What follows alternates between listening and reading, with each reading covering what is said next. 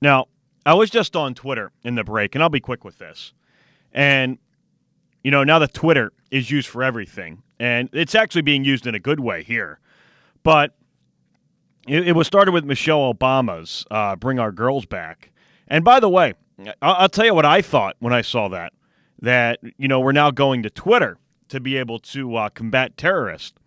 So it looks like we've gone from waterboarding to hashtagging.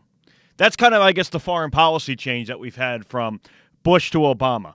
We've gone from waterboarding to hashtagging. And by the way, I think I choose waterboarding. I think I'm back. I think I'm okay with waterboarding for terrorists. But it's now on Twitter, and I want to get the hashtag right. It's hashtag Free Our Marine. And a lot of people don't even know about this story. And this is about the Marine. I think it was 2 months ago. He's going to be in court today, but he was around the border, and he accidentally ended up crossing the border. And I know everybody's going to say, well, how do you end up in Mexico by mistake? Well, let me ask you a question.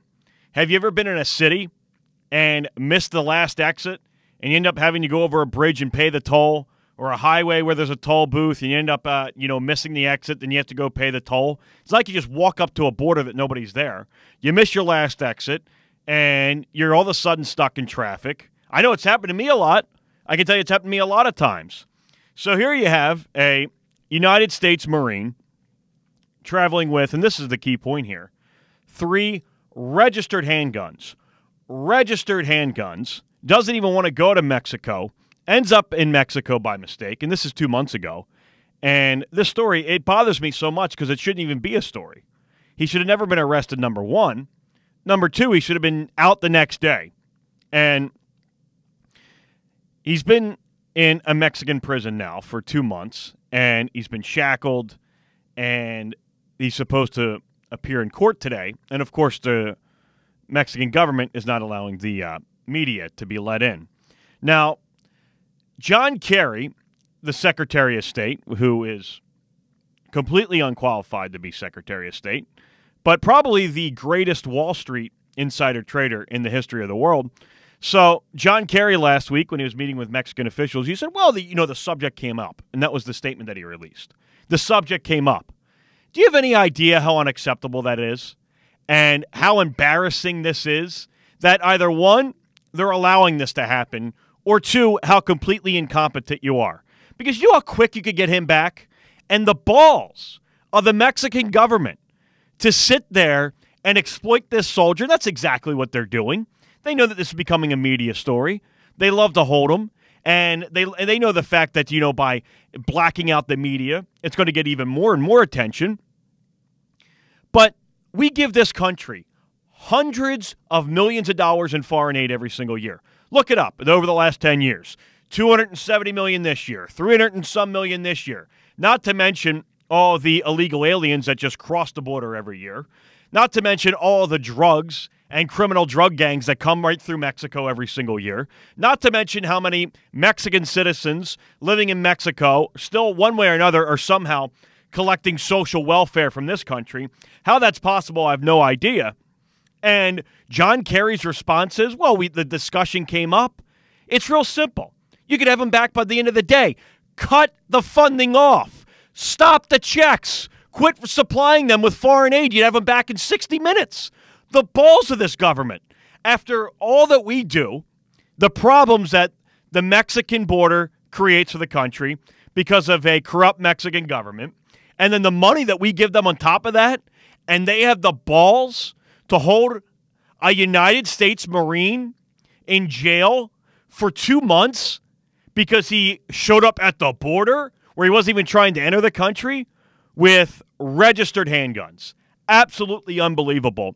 And the liberals, the wonderful liberals out there in Hollywood, who every chance they get to find a convicted cop killer that's sitting on death row with overwhelming evidence against, every single time they find a case like that, they can't wait to raise millions of dollars for legal defense, make a documentary about them, hold a concert. They'll do whatever they can to, see that justice is served there.